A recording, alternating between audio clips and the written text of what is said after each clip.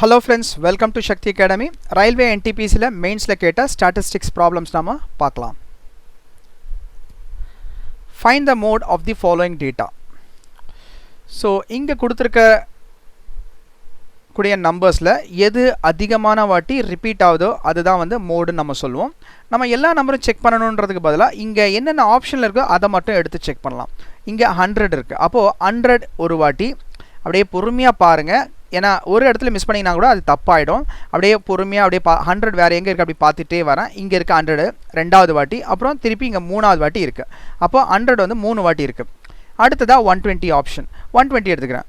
120 பாத்தீங்கன்னா ஒரு வாட்டி 120 அப்படியே பார்த்துட்டு வரும்போது ரெண்டாவது வாட்டி 120, அதே மாதிரி மூணாவது வாட்டி 120 அப்படியே பார்த்துக்கிட்டே வரேன். நாலாவது வாட்டி 120. அப்போ 120 4 வாட்டி இருக்கு. அடுத்தது 90 பாருங்க ஒரு வாட்டி அப்படியே பார்த்துக்கிட்டே வரும். 90 வந்து 2 வாட்டி, அதுக்கப்புறம் இல்லை. அப்புறம் 140 எத்தனை வாட்டி இருக்குன்னு பார்க்குறோம். 140 இந்த இடத்துல ஒரு வாட்டி அப்படியே பார்த்துட்டே வரும் பொறுமையாக 2 வாட்டி. அப்போ 2 வாட்டி இருக்குது 140. எது அதிகமாக இருக்கோ அதிகமான வாட்டி ரிப்பீட் ஆகுதோ அதுதான் மோடு நமக்கு தெரியும். அப்போது அப்படி பார்த்தா 120 4 வாட்டி வரதுனால அதுதான் ஆன்சர் சாய்ஸ் அப்படின்னு சொல்லி நாம் சொல்லலாம். அடுத்ததாக standard deviation of a distribution is 6. அதாவது ஸ்டாண்டர்ட் டீவியேஷன் வந்து 6ன்னு கொடுத்துட்டாங்க. வேல்யூ ஆஃப் இட்ஸ் வேரியன்ஸ் என்னன்னு கேட்குறாங்க. வேரியன்ஸ் அப்படின்னா ஸ்டாண்டர்ட் டீவியேஷனோட ஸ்கொயரு. அப்போது 6ஓட ஸ்கொயரு. அப்போ என்ன வந்துடும்? 36 வந்துடும். இங்கே இருக்கிற ஆப்ஷன் 36 வந்து மூணாவது ஆன்சர் சாய்ஸ் அப்படின்னு நம்ம சொல்லிவிட்டு அடுத்த கேள்விக்கு போயிட்டே இருக்கலாம். அதாவது சிம்பிளாக இந்த மாதிரி வந்ததுன்னா ஸ்டாண்டர்ட் டீவியேஷனை கொடுத்துட்டு வேரியன்ஸ் என்னன்னு கேட்டால் ஸ்கொயர் பண்ணுங்கள், அவ்வளோதான். அப்போ 36 இந்த ஸ்டெப்பெல்லாம் தேவையில்லை, சரிங்களா? ஆன்சர் வந்து 36. அடுத்தது what is the median of the following distribution. இந்த இடத்துல மீடியன் கேட்குறாங்க, அதுவும் லென்த்தாக நம்பர்ஸ் கொடுத்துருக்காங்க. கொஞ்சம் இல்லை, ரொம்பவே கேர்ஃபுல்லாக இருக்கணும். ஏன்னா ஒரு நம்பரை மிஸ் பண்ணிங்கன்னா கூட ஆன்சர் அப்படியே மாறிடும். ஸோ பாருங்கள், ஃபஸ்ட்டு இங்கே இருக்கிறதுல சின்ன நம்பர் எதுன்னு நமக்கு ஃபஸ்ட்டு கண்டுபிடிக்கணும். அப்படி பார்த்தா சின்ன நம்பர் 12 கிடைக்குது. ஸோ அப்போ நான் ஃபஸ்ட்டு இந்த மீடியன்னா என்ன? மீடியன்னா ஏறு வரிசையில், அதாவது இன்க்ரீசிங் ஆர்டரில் எழுதிட்ட பிறகு எது நடு இடத்துல வருதோ அதுதான் மீடியன்னு நம்ம சொல்லுவோம். இந்த இடத்துல பார்த்தீங்கன்னா ஃபஸ்ட்டு நம்பர் 12 வருது, சின்ன நம்பர். அப்போ 12 எழுதிக்கிறேன். அடுத்ததாக இப்போ 12 நான் எழுதிட்டேன். அடுத்ததாக பார்த்தா சின்ன நம்பர் 13. அப்போ அடுத்ததாக 13 எழுதிக்கிறேன். இதையும் யூஸ் பண்ணிட்டேன். இப்போ 13க்கு அப்புறம் பார்த்தீங்கன்னா அடுத்த நம்பர் எது சின்ன நம்பர் நம்ம பார்க்குறோம். ஸோ பார்க்கும்போது நமக்கு வந்து 22 கண்ணுக்கு படுது. அதை விட சின்ன நம்பர் வேறு எதனா இருக்கா அப்படின்னு சொல்லி எதுக்கும் ஒரு வாட்டி செக் பண்ணுங்கள். ஸோ 22 விட சின்ன நம்பர் அப்படின்னு சொல்லி நம்ம பார்க்குறோம். 22 விட சின்ன நம்பர் வேறு எதுவும் இல்லை. ஸோ 22 எடுத்துக்கிறோம். ஸோ 22 எடுத்துட்டோம். அடுத்ததாக பார்த்தீங்கன்னா நமக்கு கண்ணுக்கு படுறது வந்து இந்த 31 விட சின்ன நம்பர் வேறு எதனா இருக்கா அப்படின்னு சொல்லி ஒரு வாட்டி செக் பண்ணிங்க. இல்லை. ஸோ 31 எடுத்துக்கிறேன். அடுத்ததாக 31க்கு அப்புறமா பார்த்தீங்கன்னா நமக்கு இந்த 43 இருக்குது. சரி, 43ன்ற நம்பர் வந்து 43 வந்து 2 வாட்டி இருக்குது. First thing 30. ஓகே, 43க்கு முன்னாடி எனக்கு 36ன்னு ஒரு நம்பரும் இருக்குது. அப்போ நான் அதை தான் எடுக்கணும்.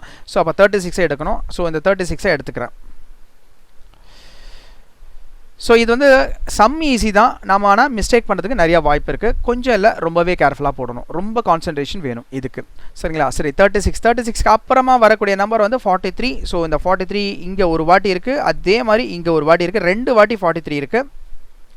ஸோ 43 நான் 2 வாட்டி எழுதிக்கிறேன். அடுத்தது 43க்கு அடுத்ததாக வரக்கூடிய நம்பர் என்ன அப்படின்னு பார்க்கும்போது 50ல் வருதா அப்படின்னு பார்க்கும்போது 53 இருக்குது. அகெயின் 53யும் பார்த்தீங்கன்னா 53 விட கம்மியான நம்பர் வேறு எதனா இருக்கா அப்படின்னு செக் பண்ணும்போது இல்லை. ஸோ 53 அகெயின் 2 வாட்டி வருது. ஸோ 53 நம்ம 2 வாட்டி எழுதிக்கிறோம். இதுக்கு அடுத்ததாக பார்த்தீங்கன்னா 53க்கு அப்புறம் 60ல் நம்பர்ஸ் எதனா இருக்கான்னு செக் பண்ணுறோம். ஸோ 60ல் ஆக்சுவலாக 66 இருக்குது. 66 இருக்குது. ஸோ அப்போ இந்த 66 நம்ம எடுத்துக்க வேண்டியதுதான். 66 இங்கே வந்துடும். இதை நான் அடிச்சிடுறேன். அப்புறம் 67 இருக்குது, அதை எடுத்துக்கலாம். அடுத்தது 67க்கு அடுத்ததாக இங்கே நம்ம வந்து 54ன்னு ஒரு நம்பர் இருக்குது, அதை மிஸ் பண்ணிட்டோம். இருந்தாலும் மிஸ் பண்ணாலும் ஒன்றும் பிரச்சனை இல்லை. நாம் என்ன பண்ணலாம், அதை நடுவில் இன்சர்ட் பண்ணிடலாம். அதாவது 54 நம்பர் இந்த இடத்துல வரணும், சரிங்களா? 54ன்ற நம்பர் வந்து இந்த இடத்துல வரணும். நான் எழுதும்போதே அதுக்காக தான் கொஞ்சம் கேப் விட்டு எழுதுகிறேன், சரிங்களா? எதாவது ஒரு வேளை நம்ம மிஸ் பண்ணிட்டோன்னா அதை நம்ம இன்சர்ட் பண்ணிக்கலாம், தப்பு கிடையாது. ஸோ அப்போது 54 எடுத்தாச்சு. அடுத்தது பாருங்கள் 66க்கு அப்புறமா எனக்கு வேறு என்ன நம்பர் வருது? ஏன்னா நம்ம கொஞ்சம் கேப் விட்டு எழுதும்போது ஒருவேளை நம்ம எதனா நம்பர் நம்ம மிஸ் பண்ணால் கூட கண்டிப்பாக அதை நம்ம இன்சர்ட் பண்ண முடியும். சரி, இப்போ 67க்கு அப்புறம் வேறு என்ன இருக்குது அப்படின்னு பார்க்குறோம். 98 இருக்குது, 77 இருக்குது, 90 இருக்குது. கண்டிப்பாக 77 தான் அடுத்ததாக வரும். ஸோ 77 வந்துடுது. அடுத்ததாக பார்த்தீங்கன்னா வேறு என்ன இருக்குது, இந்த 98 இருக்குது, 90 இருக்குது. 90 தான் அடுத்ததாக வர முடியும். ஸோ 90 இங்கே வந்துடுது. அடுத்த நம்பர் 90. 90க்கு அடுத்த நம்பர் வேறு என்ன அதை விட பெருசுன்னு பார்த்தா 98. இப்போ நம்ம ஃபஸ்ட்டு என்ன பண்ணணும்னா, ஃபஸ்ட்டு இங்கே இருக்கிறதும் கரெக்டு தானான்னு செக் பண்ணுறதுக்கு இங்கே எத்தனை நம்பர் இருக்குது, இங்கே எத்தனை நம்பர் நம்ம எழுதி இருக்கோன்றதை செக் பண்ணணும். ஸோ அப்படி பார்த்தா 1 2 3 4 5 6 7 8 9 10 11 12 13 14 15 16. அப்போ 16 நம்பர் இருக்குது. இங்கே எத்தனை இருக்குன்னு பார்ப்போம். 1 2 3 4 5 6 7 8 9 10 11 12 13 14 15 நம்பர் தான் இருக்குது. அப்போ டெஃபினட்டாக நான் ஒரு நம்பரை மிஸ் பண்ணியிருக்கேன். அப்போ எந்த நம்பரை நான் மிஸ் பண்ணியிருக்கேன் அப்படின்னு சொல்லி நான் செக் பண்ணி ஆகணும். ரைட்டுங்களா? அப்போது ஏன்னா 15 நம்பர் தான் இருக்குது. அப்போ ஒரு நம்பர் ஏதோ ஒரு நம்பர் வந்து டெஃபினட்டாக மிஸ் ஆகிட்டுருக்கு. அப்போ எந்த நம்பர் மிஸ் ஆயிடுச்சு? 98 இங்கே வந்துடுச்சு, இது இருக்குது, அடிச்சாச்சு. அப்போது எந்த நம்பர் மிஸ் ஆகிடுச்சிருக்கு? இந்த 97 மிஸ் ஆகிடுச்சு. அப்போ 97 நான் இந்த இடத்துல எழுதணும், 97 இந்த இடத்துல எழுதணும். சரிங்களா? சரி, இப்போ நான் போடும்போதே பார்த்தீங்கன்னா வந்து மிஸ்டேக் பண்ணுறோம். ஆனால் அதை எப்படி கரெக்ஷன் பண்ணுறதுன்றதை நம்ம பார்த்துட்ருக்கோம். அதுதான் ரொம்ப ரொம்ப முக்கியம். ஏன்னா டெஃபினட்டாக பார்த்தீங்கன்னா இந்த நம்பர்ஸ் வந்து நம்ம மிஸ் பண்ணுறதுக்கு நிறைய வாய்ப்புகள் இருக்குது, அதில் டவுட்டே கிடையாது. இப்போ நம்ம கவுண்ட் பண்ணி பாருங்கள்.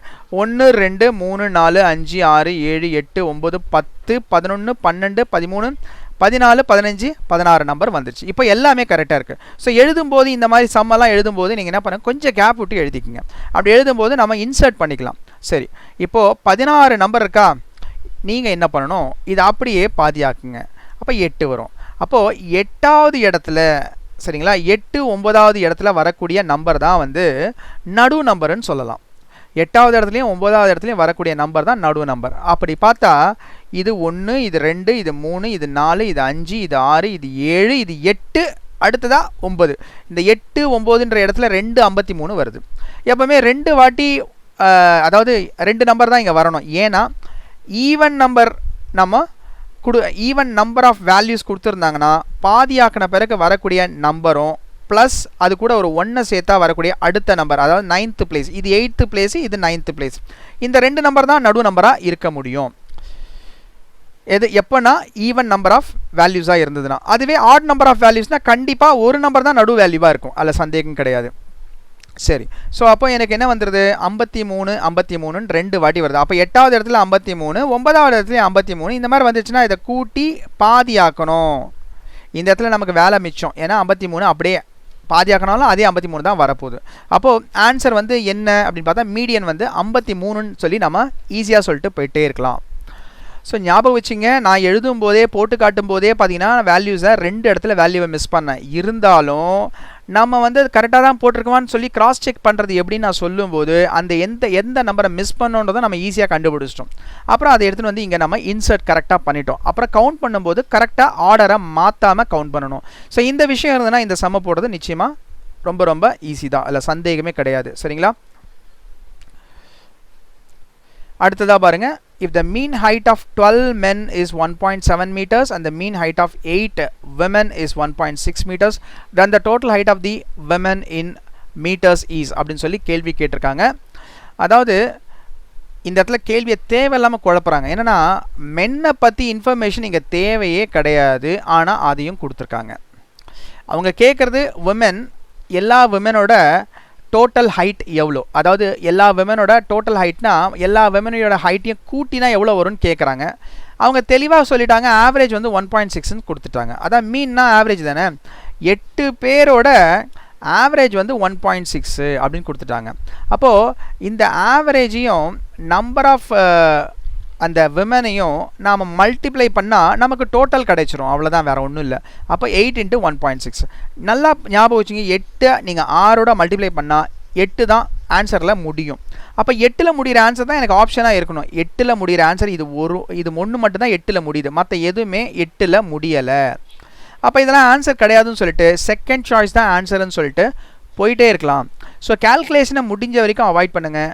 முடிஞ்ச வரைக்கும் எங்கெங்கெல்லாம் நீங்கள் ட்ரிக்ஸ் யூஸ் பண்ணி சால்வ் பண்ணிட்டு அடுத்தடுத்த கொஷனுக்கு போக முடியுமோ போங்க. அப்போ தான் வந்து உங்களால் அதிகமான கேள்விகளும் அட்டன் பண்ண முடியும்.